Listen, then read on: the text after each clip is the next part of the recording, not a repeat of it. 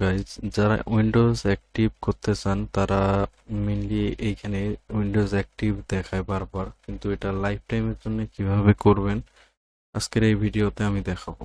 তো মেইনলি প্রথমে আমার এই ভিডিওটার কমেন্ট বক্সে আসবেন, এইখানে লিঙ্কটাতে ক্লিক করবেন। এখানে দেখেন প্রোডাক্ট কি দেওয়া আছে, এখানে চেঞ্জ প্রোডাক্ট কিতে ক্লিক করলে চেঞ্জ প্রোডাক্ট কি হবে, এখানে চেঞ্জ প্রোডাক্ট কি আছে, এটা প্রোডাক্ট কি, ঠিক আছে।